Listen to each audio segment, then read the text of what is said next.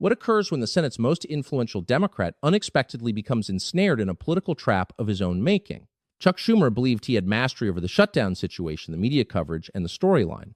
However, circumstances transformed unexpectedly. The strategy rebounded in ways that Washington political experts failed to anticipate. The very tactic designed to diminish Trump has actually revealed the Democrats' greatest weakness, and this vulnerability is proliferating throughout their organization more rapidly than they can manage it. After reading this analysis, you'll comprehend why Schumer's greatest fear doesn't concern Trump, but rather losing what Washington dreads most. There's an interesting aspect about influence in Washington. Many assume it originates from electoral victories, positions, or committee roles. In reality, influence stems from something far more fundamental, the capacity to shape public perception. For many years, Chuck Schumer excelled at this endeavor. He understood how to construct a storyline, disseminate it through sympathetic news organizations, and observe it transform into accepted reality within the following media rotation. The process was nearly mechanical. Therefore, when the governmental closure commenced, Schumer had substantial justification for confidence. This was intended to be his strategic triumph. The approach was sophisticated in its straightforwardness. Compel Republicans into an unfavorable position, make them appear obstructive, and observe public sentiment shift against conservatives. Present it as Republicans engaging in gamesmanship while citizens endured hardship. Portray Trump as the antagonist. Dominate the messaging. Frankly, the plan had merit. That approach had proven successful previously, hadn't it? Consider earlier shutdowns. The faction maintaining their stance typically suffers political consequences. Public dissatisfaction accumulates. Centrists become anxious. Eventually, someone yields. In Washington, yielding first equates to defeat. Schumer anticipated this pattern recurring. He calculated that Republicans would splinter under strain. Some would abandon their position. Others would advocate for middle ground. Trump would encounter criticism from within his own political party. The entire situation would deteriorate within several days, perhaps 1 to 2 weeks maximum. Then something unforeseen occurred. More accurately, something anticipated failed to materialize. Republicans didn't fragment. They didn't become alarmed. They maintained their stance. More significantly, they began articulating their reasoning. This is where Schumer's assessment proved incorrect. He presumed citizens would instinctively fault Republicans for the closure because that's the typical outcome. However, during this instance, Republicans conveyed a straightforward message that penetrated through all the confusion. They requested a simple spending measure, 27 pages, no additional content, no unrelated initiatives, merely the fundamentals to maintain governmental operations. That was the entirety of their request. Conversely, Democrats insisted upon trillions, indeed trillions in supplementary expenditures for initiatives unrelated to sustaining basic operations. Programs serving various special interest constituencies, resources for objectives that could reasonably be postponed, all connected to what ought to have been an uncomplicated continuing resolution. When presented in these terms, which party appears more sensible, which seems to be engaging in political theater? Consider yourself managing your household finances. You must cover the electricity expense, provide meals for your family, perhaps allocate funds for medications. Then envision someone informing you that before settling those critical obligations, you must also consent to purchasing a watercraft, renovating your neighbor's residence, and financing a community initiative several towns distant. You'd consider them unreasonable, correct? That's fundamentally what Democrats were requiring. Citizens began recognizing this. Polling data started shifting in patterns that concerned Democratic political consultants. Independent voters who customarily blame both factions during shutdowns began assigning greater responsibility to Democrats this occasion. Working-class constituents perceived through the performance. Even some conventionally liberal voters questioned why critical services were being held captive for unrelated requirements. The storyline Schumer had meticulously developed was disintegrating. Worse still, he couldn't address the problems sufficiently quickly. Each news briefing where he faulted Republicans merely generated additional questions regarding why Democrats wouldn't embrace a straightforward bill. Every messaging point proved less effective than the previous. That's when the strategy began collapsing, and Trump executed his response.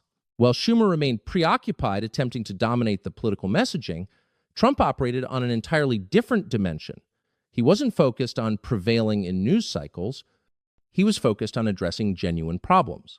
One of the most significant issues during any governmental closure is that military service members don't receive compensation. Contemplate that momentarily. Young individuals serving the nation, numerous stationed internationally, many supporting families dependent on them, suddenly confronting uncertainty regarding their subsequent paycheck. Not due to any military emergency or budgetary deficit, but because politicians in Washington couldn't reach agreement on spending priorities. That's not merely regrettable, it's morally unacceptable. Therefore, Trump implemented something simultaneously straightforward and ingenious. He instructed the Pentagon to reallocate accessible resources to guarantee military compensation continued during the closure. No elaborate declaration, no sophisticated news conference, merely quiet, decisive intervention to address a genuine problem for actual citizens. You might question whether a president possesses that authority. Is that constitutional? Those are precisely the questions Democrats initiated. Actually, they appeared more troubled regarding the constitutionality of compensating service members than about the military personnel not receiving payment initially. Consider that carefully. One Democratic representative actually appeared on television and contended it was unconstitutional to compensate the military during a closure. Constitutional experts might analyze the nuanced aspects, but for most citizens, the perception was catastrophic. Democrats were literally contending that military personnel shouldn't receive payment while Trump was guaranteeing they obtained their compensation regardless. However, this wasn't merely a fiscal determination, it was a psychological one. Trump comprehended something essential regarding leadership that Schumer overlooked. When you're responsible, citizens don't merely desire hearing you discuss problems. They desire observing you resolve them. They desire action, not justifications. They desire outcomes, not empty words. Through that singular action, Trump exhibited leadership while Democrats exhibited obstruction. He demonstrated that citizens could be safeguarded even when politicians were disputing. He established that government could continue functioning if someone was prepared to ensure it functioned. The symbolism was compelling. While Schumer was debating budgetary details and parliamentary procedures, Trump was guaranteeing a soldier's housing payment was processed. While Democrats were conducting news briefings, Trump was supporting military families. The disparity couldn't have been more pronounced. This is where the perception truly intensified. Headlines began emerging throughout news platforms, social networking sites, even some establishment media organizations that customarily favor progressives. Trump guarantees military compensation during shutdown. Straightforward, clear, powerful. Compare that to alternative headlines. Democrats challenge constitutionality of military payments, or Schumer questions whether compensating service members during shutdown is constitutional. Which message resonates more strongly with the American populace? Veterans organizations began expressing support. Military families conveyed appreciation. Even individuals who didn't particularly favor Trump personally had to acknowledge this was the appropriate action. Suddenly, Schumer's meticulously constructed narrative regarding Republicans generating disorder was supplanted by a significantly simpler account. Democrats were willing to allow military personnel to go uncompensated to achieve political objectives. In politics, momentum represents everything. Once a narrative establishes itself, it's nearly impossible to eliminate. The narrative gaining traction wasn't Schumer's preference. Rather than Republicans close government, it transformed into Democrats obstruct military compensation. Rather than Trump generates disorder, it became Trump safeguards service members. The media environment, which Schumer had relied upon to magnify his messaging, started fragmenting. Some organizations maintained the predetermined narrative, certainly, but others began cautiously reporting the circumstances in ways that didn't benefit the Democratic position. When even sympathetic journalists begin posing uncomfortable inquiries, that's when you recognize the messaging isn't functioning. Social networking accelerated the transformation. Recordings of Democrats refusing to support military compensation circulated extensively. Footage of Schumer's tense news conferences revealing visible frustration became widely shared. Memes contrasting Trump's initiative with Democratic inertia populated timelines.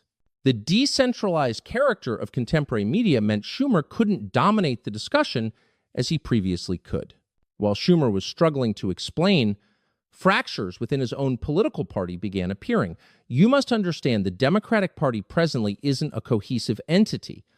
It's an alliance of various factions with divergent priorities maintained together more through opposition to Republicans than through any unified vision. When pressure increases, alliances tend to fragment. The progressive faction of the party has grown increasingly restless for years. They perceive the established leadership individuals like Schumer, Pelosi, Biden as remnants of a previous generation. They desire more aggressive action, more transformative change, accelerated progress on their priorities. They're exhausted from being instructed to wait, to compromise, to accept gradual advancement. This shutdown was exposing those tensions immediately. While Schumer attempted to sustain party cohesion, progressives were challenging the approach. Why were they contesting over this specific legislation? Why weren't they requiring more? Why did leadership continue making compromises that satisfied nobody? Privately, the criticisms were intensifying. Some progressives were openly contemplating leadership challenges. Individuals like Alexandria Ocasio-Cortez were being considered as potential alternatives. Not immediately necessarily, but during the subsequent electoral period. The implication was evident. The younger demographic was losing tolerance with the established leadership. Financial supporters were becoming anxious as well, not the ideologically committed donors who would support Democrats unconditionally, but the pragmatic ones concerned with electoral victories and maintaining influence. They could observe the polling data, they could interpret the atmosphere, and they were beginning to question whether Schumer's leadership was beneficial or detrimental. For the first occasion in his professional life, Chuck Schumer wasn't merely managing external pressure from Republicans. He was confronting internal rebellion from his own political party. He wasn't determining the narrative anymore, he was responding to it. In politics, once you're defensive, it's extraordinarily difficult to reclaim the advantage. However, internal rebellion wasn't his sole problem. Public confidence was deteriorating as well. Let's examine statistics momentarily, because statistics convey narratives that words occasionally cannot. Trump's approval numbers had been ascending consistently since assuming office for his second administration. We're discussing ratings in the middle to upper 50% range, figures that would have seemed impossible merely several years previously. More importantly, those figures exceeded Obama's at the equivalent point in his presidency, higher than Bush's, higher than most contemporary presidents. Concurrently, Democratic approval was declining. National surveys indicated the party's favorability somewhere in the 20s to low 30s range. That's not merely unfavorable, that's historically catastrophic. We're discussing approval figures that indicate profound public dissatisfaction with the party's trajectory, messaging, and leadership. However, what truly concerned Democratic strategists was the demographic analysis. The constituencies that had consistently supported Democrats for generations were shifting. Working-class Latino constituents, particularly males, were gravitating toward Republicans in quantities that should have been inconceivable according to conventional political frameworks. Younger constituents, especially Generation Z males, weren't following the anticipated trajectory of becoming more progressive. Instead, they were responding to populist America First messaging in ways that contradicted traditional understanding. The alliance that had generated Democratic victories was fragmenting, and nobody in party leadership appeared to possess a strategy to prevent it. Consider it from the viewpoint of an ordinary working citizen. Perhaps you're a union participant in Michigan, or a small enterprise proprietor in Arizona, or a retired veteran in North Carolina. What message were Democrats presenting to you? Increased taxation to finance programs for individuals who entered the nation unlawfully, criticisms about advantage and structural problems, policies that appeared more concerned with international matters than your own community. Meanwhile, Republicans were discussing secure boundaries, restoring manufacturing, employment, confronting China, prioritizing American workers. Straightforward messages, evident priorities, comprehensible and relatable. When that governmental closure occurred, it crystallized the decision. Democrats were prepared to close everything unless they obtained resources for their agenda. Republicans were stating, let's approve a simple bill and maintain operations. Which approach appears more concentrated on ordinary citizens? The political momentum was shifting more rapidly than anyone could contain it. Just when Democrats believed circumstances couldn't deteriorate further, they did. There's an established principle in politics. When you've lost media support, you've lost everything. I'm not referring to conservative media or alternative sources. I'm referencing the establishment networks and publications that had consistently reinforced Democratic talking points for years. The sources that could be relied upon to present narratives in the most advantageous manner possible for Democrats, even they were beginning to fracture. It commenced subtly, an occasional headline that was slightly less favorable, a news segment that presented both perspectives more equitably, journalists posing Democrats more challenging questions during interviews. Nothing dramatic initially, merely a gradual modification in approach and tone, but gradually accelerated into something more substantial. Some organizations began cautiously acknowledging that perhaps the Democratic approach on the shutdown wasn't succeeding. Some reporters started recognizing that connecting essential governmental funding to controversial spending priorities might not have been the wisest decision. Even the networks that previously reinforced every talking point started becoming silent. In media, silence communicates volumes. Why was this occurring? Journalists aren't unintelligent. They can review polling data like anyone else. They can detect when public sentiment is transforming, and they recognize that if they're excessively disconnected from their audience, they forfeit credibility, viewership, and relevance. We're existing in a period where confidence in conventional media is at historic minimums. Statistics indicate public trust in major news organizations somewhere between the low 20s to mid-30s percentage range. That's devastating for an industry that depends on being perceived as trustworthy and authoritative. Therefore, when a narrative isn't resonating, when the storyline they're promoting is evidently failing, some journalists begin withdrawing. Not from any principled position necessarily, but from self-preservation. They don't desire to decline with a failing enterprise. The enterprise was definitely failing. Viewership numbers for programs that dedicated all their attention to defending Democratic positions were decreasing. Subscriptions were dropping. Audiences were disconnecting. Meanwhile, alternative media sources, podcasts, independent journalists, social networking personalities were gaining traction by straightforwardly presenting information and allowing individuals to formulate their own conclusions. When the reinforcing environment becomes silent, that's when alarm emerges. Alarm was precisely what began manifesting in Chuck Schumer's public presentations. If you observed his news conferences during this period, you could witness the transformation in real time. The refined, controlled Senate Majority Leader was replaced by someone visibly frustrated, increasingly defensive, struggling to maintain composure. He began responding sharply to reporters who posed reasonable questions. His responses became lengthier, more complicated, filled with justifications and explanations that generated more questions than they resolved. The physical demeanor conveyed the narrative. Folded arms, tense jaw, eyes that moved around, seeking escape opportunities. This wasn't the behavior of someone prevailing. This was someone observing their strategy deteriorate and not understanding how to prevent it. There's a compelling psychological phenomenon that occurs when a leader begins losing authority. Individuals can detect it. It's almost instinctive. When you're confident and commanding, it manifests in everything you execute. Your posture, your tone, your willingness to engage. However, when you're defensive and uncertain, that manifests as well. Once individuals recognize that vulnerability, it's nearly impossible to reverse the situation. Schumer had constructed his professional life on projecting strength and authority. He was the master strategist, the tactical expert who always possessed a plan. However, now the plan wasn't succeeding and everyone could observe it. His news conferences became exercises in damage limitation rather than message amplification. Reporters began inquiring why he wouldn't permit a vote on a straightforward continuing resolution. Why was he maintaining military compensation as leverage? Why weren't Democrats prepared to negotiate? His responses, filled with references to Republican obstruction and procedural concerns, simply didn't resonate. They sounded like justifications. Compare that to Trump's messaging during the identical period. Brief, direct, confident. We're maintaining military compensation. We're remaining steadfast on fiscal accountability. We're prioritizing America first.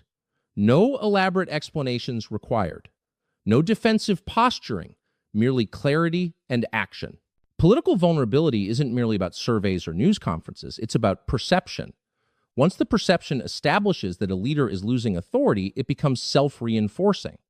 Individuals begin positioning themselves accordingly. Supporters become less vocal in their endorsement. Critics become more aggressive. The entire environment shifts, and perception once forfeited is nearly impossible to recover. You can't deliver speeches to resolve a perception problem. You can't conduct surveys to restore credibility.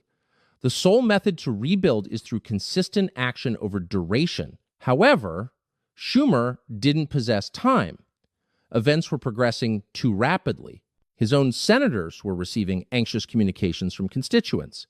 Town hall meetings were becoming contentious. The pressure was accumulating from below, and leadership wasn't providing clear guidance from above. That's a formula for disorder in any organization, whether it's a corporation, a military unit, or a political party. However, this wasn't merely about one senator or one shutdown or even one political moment. When you expand your perspective, you begin observing something substantially larger occurring. The Democratic Party was confronting structural problems that extended far deeper than any individual leader could resolve. For generations, Democrats had constructed their alliance on certain premises: that working-class citizens would naturally align with the party claiming to represent laborers, that minority communities would remain consistently supportive, that young individuals would follow the progressive trajectory, that the future belonged to urban, educated, multicultural constituents. Every single one of those premises was being challenged.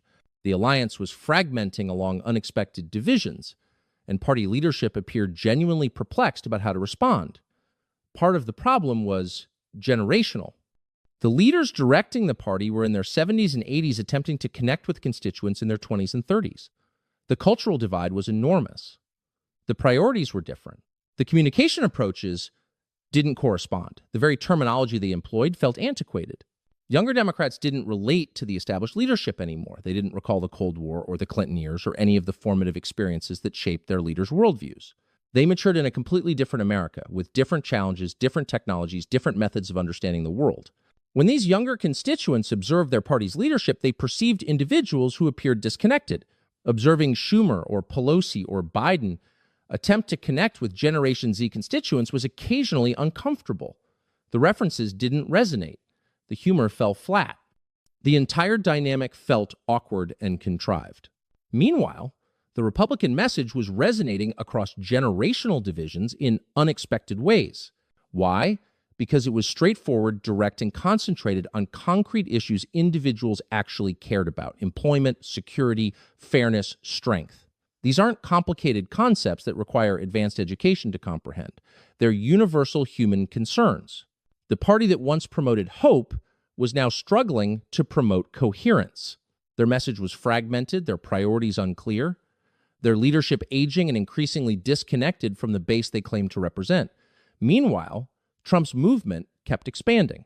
Not merely politically. This is where circumstances become truly interesting, because what we were witnessing wasn't just a political realignment, it was a cultural transformation that extended much deeper than party designations or electoral cycles. Consider what Trump represented to millions of citizens. Not the individual himself necessarily, but what he symbolized.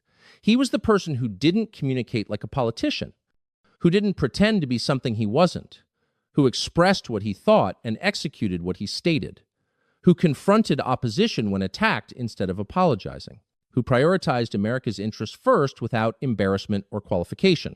That resonated with individuals who felt like they had been managed, manipulated, and condescended to by establishment politicians for generations.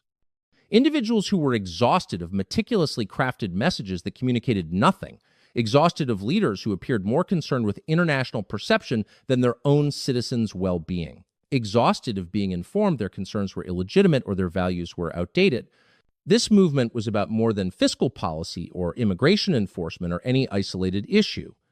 It was about authenticity versus performance, about outcomes versus empty words, about empowerment versus management. Once that cultural transformation takes hold, it's nearly impossible to reverse through conventional political tactics. You observed it in how individuals discussed politics in their daily existence.